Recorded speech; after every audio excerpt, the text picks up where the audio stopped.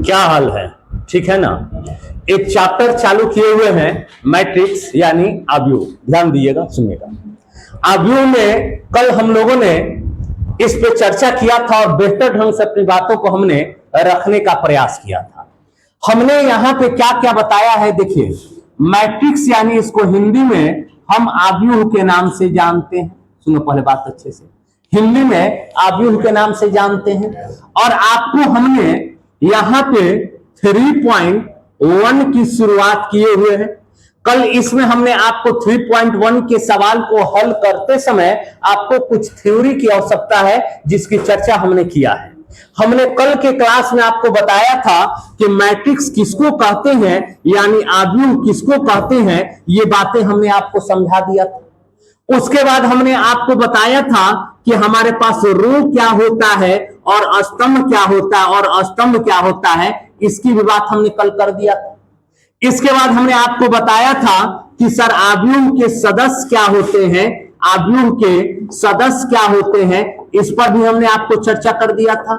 उसके बाद आव्यूह के सदस्य के बाद हमने बताया था कि सर आव्यूह का कोटि क्या होता है, ये बातें आप जानते हैं कि आव्यूह का कोटि क्या होता है। कल के क्लास में आव्यूह किसको कहते हैं, तो संख्याओं के वर्गाकार या आयताकार सजावट को आव्यूह कहते हैं। पंक्ति इस तरह से होता है और स्तंभ इस तरह से होता है। आव्यूह के सदस्य ए आई जे हमने बताया था, और आव्यूह की कोटि यदि पंक्ति की संख्या m हो, स्तंभ की संख्या n हो, तो वो आव्यूह की कोटि कहलाता है। इसके बाद की अगर हम बात करें तो आज की क्लास में हम आपको समझाने वाले हैं कि सर टाइप ऑफ मैट्रिक्स यानी आव्यूह के प्रकार के बारे में आज हम चर्चा करेंगे, और उसी के बारे में आज हम आपको लेकर आगे बढ़ते हैं, यानी आव्यूह के प्रकार, टाइप ऑफ मैट्रिक्स। सुनो पहले बात अच्छे से, देखो। जैसे मान लो अभी हम कुछ आव्यूह लिखते हैं और थोड़ा सा आपको विचार विमर्श करना है। जैसे समझो, एक आव्यूह हमने लिखा 1 2 और 3, एक आव्यूह हमने लिख दिया। दूसरा आव्यूह हमने लिखा 1 5 7, हमने इस तरह से लिख दिया। एक आव्यूह हमने लिखा क्या, 1 2 3 0 4 6, इस तरह से एक आव्यूह लिख दिया। एक आव्यूह हमने लिखा कि सर 1 3 7 2 0 6 1 2 9। सुनो पहले बात अच्छे से, हमने ये 4 आव्यूह लिखने का काम किया है। ये 4 आव्यूह हमने आपके बोर्ड स्क्रीन पर लिखने का काम किया है, और अभी हम चालू कर रहे हैं टाइप ऑफ मैट्रिक्स यानी आव्यूह के प्रकार। थोड़ा सा पहले ध्यान दो, सुनो। हमने ये 4 आव्यूह लिखा, इनकी कोटि अगर पूछे तो कोटि भी लिख देते हैं। पंक्ति सर 1 गो है, स्तंभ 3 गो है, तो इसका कोटि बनेगा 1 गुना 3। ठीक है, कल बताएं। अगर इसमें बात करें तो पंक्ति 3 गो है बट स्तंभ 1 गो है, तो ये भी हमने लिख दिया। अगर इसकी चर्चा करें तो पंक्ति 2 गो है बट स्तंभ कै गो है, 3 गो है। अगर इसकी चर्चा करें तो पंक्ति भी 3 गो है और स्तंभ भी 3 गो है। बात को समझिएगा, यानी हमने 4 आव्यूह दिया और चारों आव्यूह पे आपको आव्यूह के प्रकार समझाने का प्रयास है कि सर ये 1 गुना 3 है, 3 गुना 1 है, 2 गुना 3 है, 3 गुना 3 है। अब यहां से अगर हम बात करें तो बात को समझिएगा क्या, कि देखो अगर पंक्ति की संख्या 1 हो, किसी भी आव्यूह में यदि पंक्ति की संख्या 1 हो, तो इसी को हम लोग कहते हैं बाबू पंक्ति आव्यूह। क्या कहते हैं, पंक्ति आव्यूह। ध्यान में रखना, पंक्ति आव्यूह, यानी इंग्लिश में कहना होगा तो हम इसे कहेंगे रो मैट्रिक्स। क्या रो मैट्रिक्स किसको कहेंगे, तो सर कोई भी अगर आव्यूह है, कोई भी अगर मैट्रिक्स दिया गया हो और उसमें पंक्ति की संख्या सिर्फ और सिर्फ 1 हो जाए, उसी को हम कहेंगे पंक्ति आव्यूह। कोई दिक्कत, जिसमें पंक्ति की संख्या 1 हो पंक्ति आव्यूह, जिसमें स्तंभ की संख्या 1 हो, ये क्या है, 1 है ना स्तंभ की संख्या, तो स्तंभ की संख्या 1 हो तो हम कहेंगे क्या बाबू, स्तंभ आव्यूह। इस बात को आप ध्यान में रखना कि सर पंक्ति आव्यूह जिसमें पंक्ति की संख्या 1 हो, स्तंभ आव्यूह जिसमें स्तंभ की संख्या 1 हो। उसके बाद आता है क्या है बाबू, आता क्या है, तो अब आता है कि सर आयतकार आव्यूह। देखो जब पंक्ति की संख्या और स्तंभ की संख्या बराबर न हो तो ऐसे आव्यूह को हम रेक्टेंगुलर मैट्रिक्स कहते हैं, यानी आयतकार आव्यूह कहते हैं। इस बात को आप ध्यान रखना। आयतकार आव्यूह किसको कहते हैं? तो सर, जिसमें पंक्ति की संख्या, रो की संख्या और कॉलम की संख्या अगर बराबर न हो, यानी number of row and number of column are not equal, then I say that is rectangular matrix. अगर आपके पास, यदि आपके पास रो और कॉलम दोनों बराबर हो जाए, रो और कॉलम दोनों बराबर हो जाए, तो इसी को हम लोग क्या कहते हैं बाबू? स्क्वायर मैट्रिक्स कहते हैं। यानी number of row number of column दोनों बराबर हो जाए तो हम इसको कहेंगे वर्ग आव्यूह, यानी स्क्वायर मैट्रिक्स। इस बात को आप ध्यान में रखना और बेहतर ढंग से ध्यान में रखना। बताओ कोई दिक्कत? पंक्ति आव्यूह पता चल गया? सुनो, पंक्ति आव्यूह पता चल गया। पंक्ति एगो होगा, स्तंभ आव्यूह, स्तंभ एगो रहेगा, आयतकार आव्यूह, पंक्ति और स्तंभ बराबर ना हो, वर्ग आव्यूह, पंक्ति और स्तंभ बराबर। ये चार बातें समझ में आ गई। तो चारों को डिफिनेशन भी लिख दे। चलो ध्यान दो, सुनो। अब आता है कि टाइप ऑफ मैट्रिक्स पढ़ा रहे हैं। इस बात को आपको ध्यान में रखना होगा कि अभी जो हम क्लास चला रहे हैं ये टाइप ऑफ मैट्रिक्स है, यानी आव्यूह के प्रकार है। और आव्यूह के प्रकार में कौन कौन है, थोड़ा सा आप ध्यान देना। सुनो, आव्यूह के प्रकार में सबसे पहले हमने लिखा है रो मैट्रिक्स, यानी अगर इसको हिंदी में कहना होगा तो हम कहेंगे क्या बाबू? पंक्ति पंक्ति आव्यूह। क्या कहेंगे? पंक्ति आव्यूह। बोलो कोई दिक्कत है तो? पंक्ति आव्यूह। अब पंक्ति आव्यूह तो अभी हम आपको समझा दिए कि सर वैसा आव्यूह, दैट मैट्रिक्स, यानी वैसा आव्यूह, वैसा आव्यूह, वैसा आव्यूह जिसमें जिसमें जिसमें पंक्ति की संख्या, जिसमें पंक्ति की संख्या, पंक्ति की संख्या, पंक्ति की संख्या एक हो, पंक्ति की संख्या एक हो, उसे उसे पंक्ति आव्यूह कहते हैं। उसे पंक्ति आव्यूह यानी रो मैट्रिक्स, पंक्ति आव्यूह कहते हैं, कहते हैं। That matrix in which number of row is 1, this is called row matrix. यानी वैसा आव्यूह जिसमें पंक्ति की संख्या एक हो उसे पंक्ति आव्यूह कहा जाता है।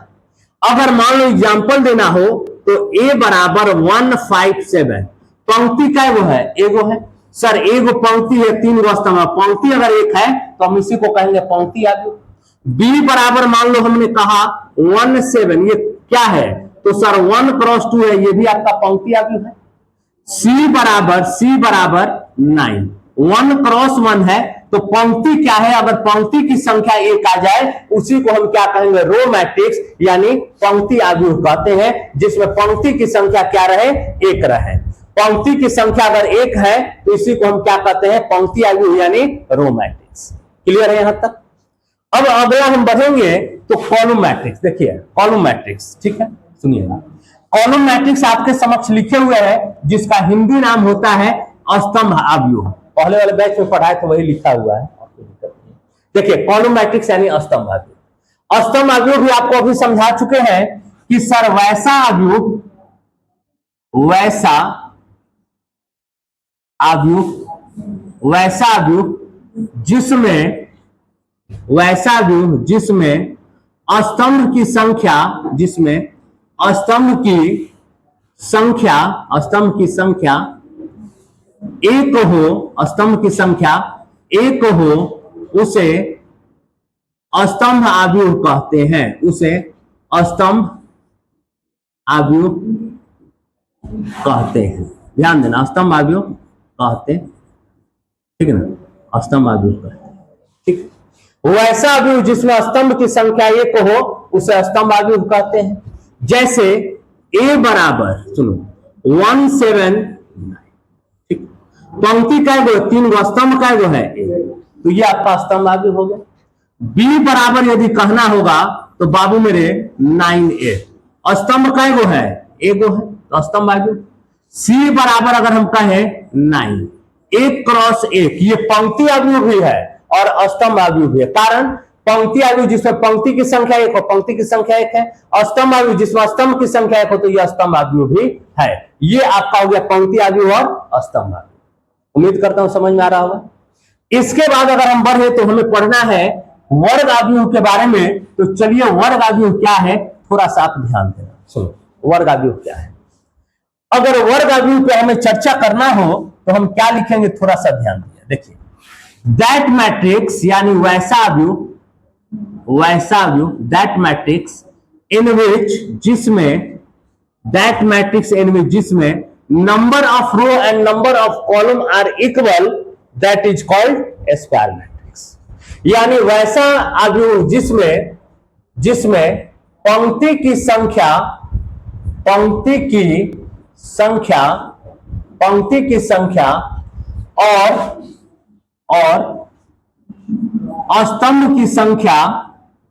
और स्तंभ की संख्या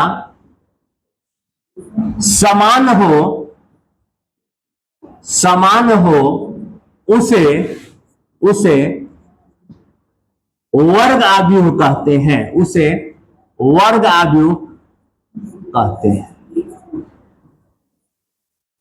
यानी वैसा अवयव जिसमें पंक्ति की संख्या और स्तंभ की संख्या समान हो उसे हम कौन सा मैट्रिक्स कहेंगे, तो स्क्वायर मैट्रिक्स कहेंगे। सुनो एग्जांपल, ए बराबर, ध्यान देना, ए बराबर 9 to 7 6, पंक्ति भी दूगो है स्तंभ भी दूगो है तो वर्ग अवयव।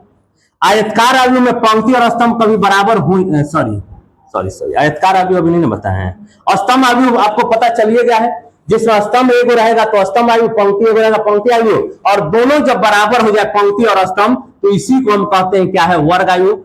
4 6 9 2 0 6 4 0 3, पंक्ति का एगो है 3 गो, स्तंभ का एगो है 3। तो अगर पंक्ति की संख्या और स्तंभ की संख्या बराबर हो जाए इसी को हम लोग कहते हैं स्क्वायर मैट्रिक्स। देखो सी बराबर मान लो 9 केवल है, पंक्ति भी एगो है स्तंभ भी एगो है तो इसी को हम कहेंगे स्क्वायर मैट्रिक्स। पंक्ति की संख्या स्तंभ की संख्या समान हो, पंक्ति की संख्या स्तंभ की संख्या समान हो, पंक्ति की संख्या स्तंभ की संख्या समान हो, इसी को कहते हैं वर्ग अवयव। ये आपका पंक्ति अवयव भी है, स्तंभ अवयव भी है और वर्ग अवयव भी है। बोलिए कोई दिक्कत, ठीक है, आगे बढ़े ना। चलिए अब अगला आता है आयतकार अवयव, और आयतकार अवयव क्या है थोड़ा सा हम लोग समझने का प्रयास करें। सुनो, बताए हुए हैं, क्या बताए हुए हैं कि सर आयतकार अवयव में हमने लिखवाया है कि सर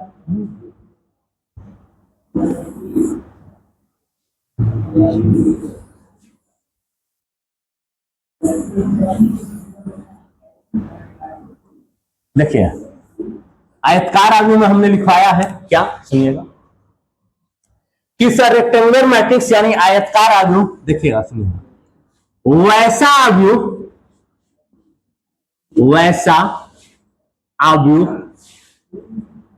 जिसमें पंक्ति की संख्या और स्तंभ की संख्या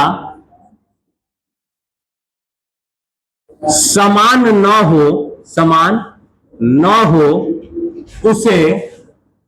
उसे आयतकार अवयव कहते हैं। आयतकार अवयव कहते हैं।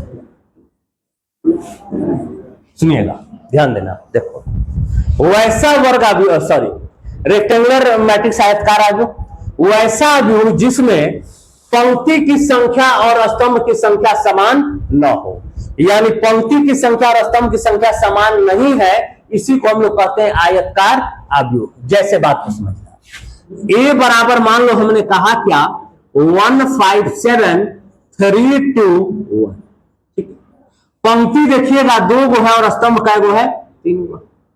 बी बराबर यदि कहना होगा तो 1 7 3 2 0 6, पंक्ति कै गो है 3 गो, स्तंभ कै गो है 2। बी बराबर एक और एग्जांपल देख लेते हैं 1 9 2, पंक्ति कै गो है 3 गो, स्तंभ एगो है, यानी ये आपका कौन सा अवयव, आयतकार अवयव भी है और साथ ही साथ स्तंभ अवयव भी है, क्योंकि स्तंभ क्या है, एक है। अब मान लीजिए सी बराबर 9 2 5, पंक्ति कै गो है एगो, स्तंभ कै गो है, बोलिए कोई दिक्कत है सर। यानी आयतकार अवयव में आपको ध्यान देना होगा कि सर पंक्ति की संख्या और स्तंभ की संख्या बराबर नहीं होना चाहिए, वर्ग आयुओं में पंक्ति की संख्या और स्तंभ की संख्या समान होनी चाहिए, और पंक्ति आयुओं में एगो पंक्ति होना चाहिए और स्तंभ आयुओं में स्तंभ एगो होना चाहिए। यहां तक तो क्लियर है ना टाइप ऑफ मैट्रिक्स में। अब इसके बाद यदि हम बढ़ते हैं तो थोड़ा सा विचार विमर्श करना होगा। देखो क्या कि मान लीजिए आपके पास हम इस तरह से, ये हमारा एक रेक्टेंगुलर हो गया और ये हमारा एक स्क्वायर हो गया, ठीक है ना, ये आपका स्क्वायर, ठीक है। अब यहां से अगर हम आपसे पूछें कि विकर्ण हमें क्या होता है, डायगोनल क्या होता है, तो तुम तो यह नहीं जानता है कि सर इस कोना से इस कोना मिला दीजिएगा डायगोनल होता है, विकर्ण होता है, या इस कोना से इस कोना को मिला दीजिएगा, इसी को ना हम लोग विकर्ण के नाम से जानते। बताओ जानते हैं कि नहीं जानते विकर्ण? अगर यहां से इस कोना को भी मिला दे और इस कोना को भी मिला दे तो हमें पता है कि सर यही हमारा विकर्ण का है। बताओ पता है कि नहीं? तुम्हें पता होना चाहिए कि सर ये विकर्ण होता है, इसमें ये विकर्ण होता है। लेकिन जब आप मैट्रिक्स का पढ़ाई कीजिएगा तो विकर्ण इसमें नहीं होता है। मैट्रिक्स में अगर आयतकार आयुओं में कोई पूछ दे कि विकर्ण बताओ, तो आयतकार आयुओं में विकर्ण नहीं होता। इस बात को तुम ध्यान में रखना, ठीक है? क्यों नहीं होता? देखो मान लो हमने कहा 1 5 7 3 6 2, अब बताओ विकर्ण तो ये होता है।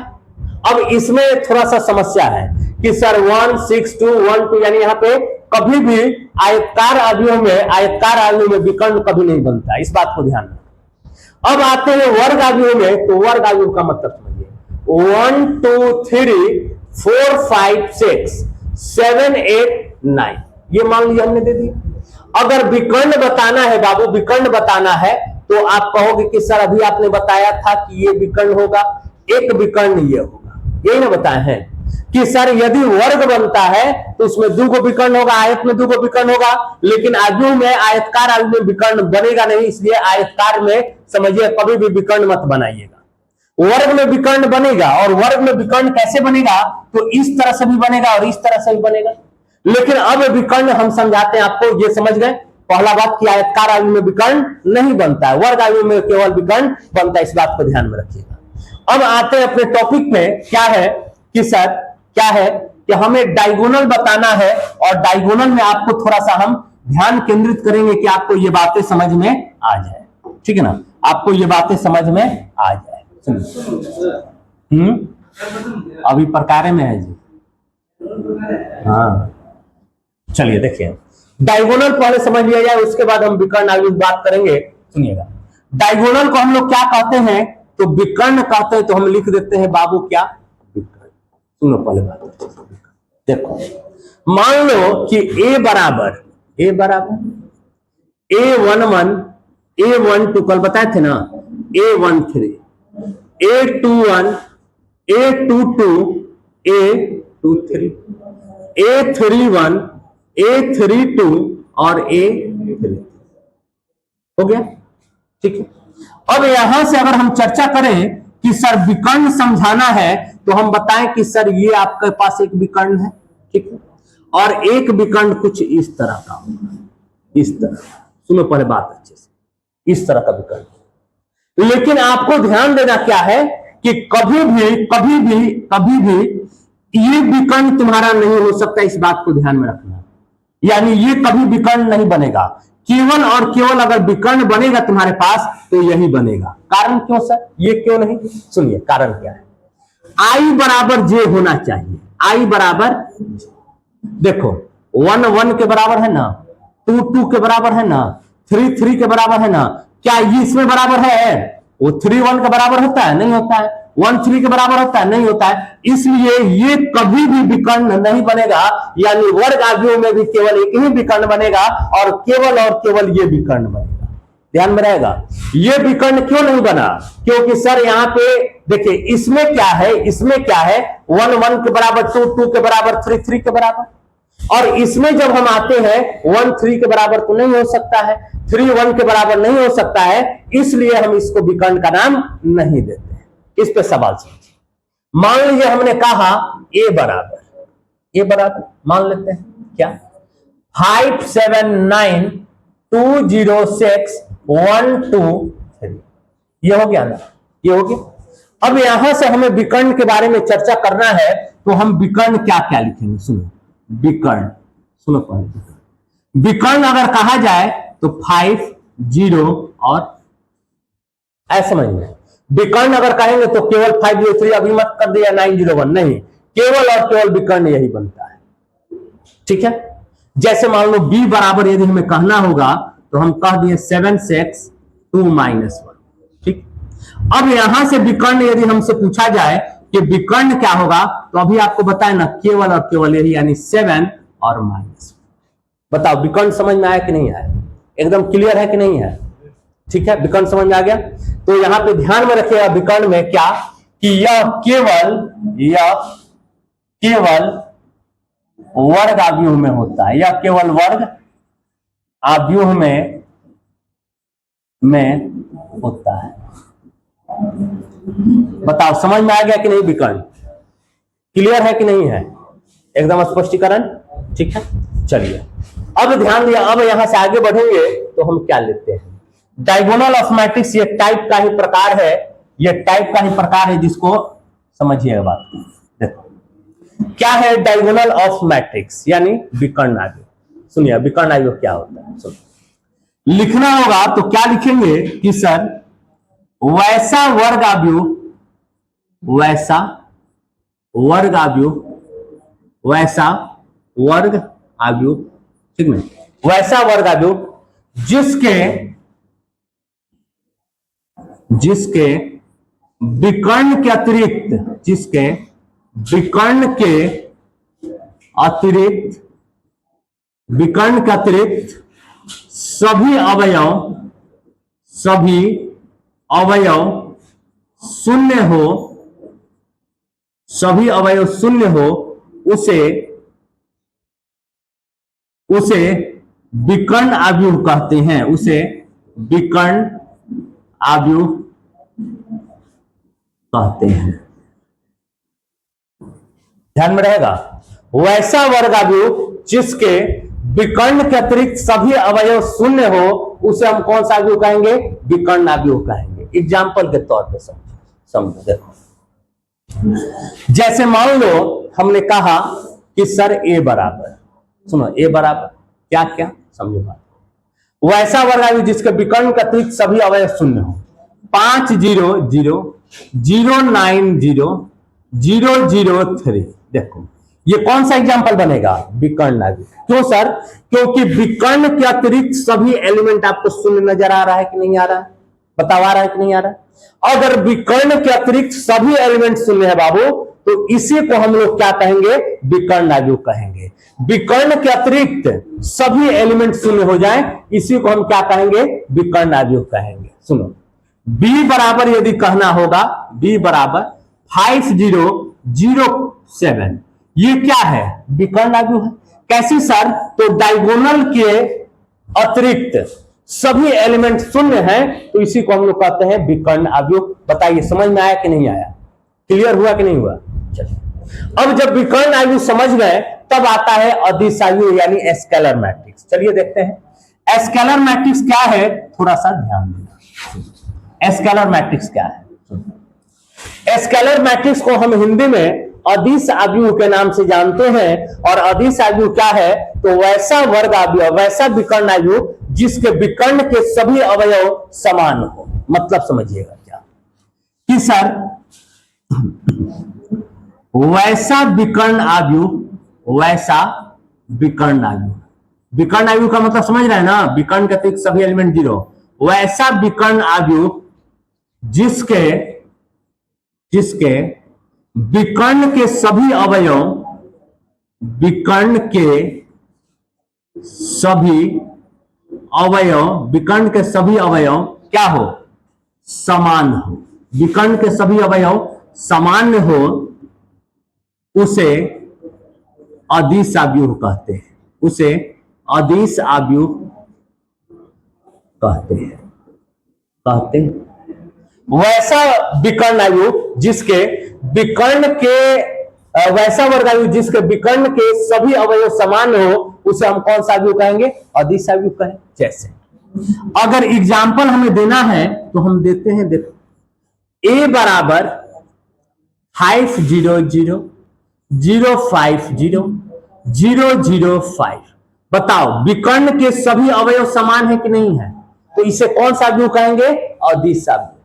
बी बराबर मान लो, बी बराबर हमने कहा -1 0 0 0 -1 0 0 0 -1। बताओ विकर्ण के सभी अवयव समान है कि नहीं है? समान है ना, तो इसी को हम लोग क्या कहेंगे? बताओ स्केलर मैट्रिक्स यानी अदिश व्यू। बताओ क्लियर है कि नहीं है? या एक और एग्जांपल सी बराबर मान लेते हैं 7 0 0 7। ये कौन सा व्यू है? अदिश व्यू। विकर्ण आव्यूह तो है ही, लेकिन विकर्ण आव्यूह में कौन है? तो अदिश आव्यूह। क्लियर है? एक छोटा सा एक और है जिसको बता के समापन करेंगे, सुनिए।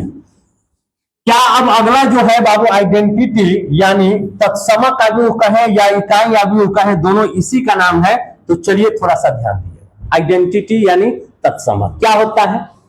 वैसा वर्ग आव्यूह, सॉरी वैसा विकर्ण आव्यूह, वैसा विकर्ण आव्यूह, वैसा विकर्ण आव्यूह जिसके विकर्ण के वैसा विकर्ण आव्यूह जिसके विकर्ण के सभी अवयव, विकर्ण के सभी अवयव एक हो उसे इकाई आव्यूह कहते हैं। उसे इकाई आव्यूह कहते हैं। ठीक है, जैसे बात को समझिए। ए बराबर मान लीजिए, ए बराबर 1 0 0। केवल ये ध्यान में रखना कि विकर्ण क्या हो? केवल एक हो। क्या हो? विकर्ण एक हो। विकर्ण एक है ना, तो इसी को हम कहेंगे इकाई आव्यूह।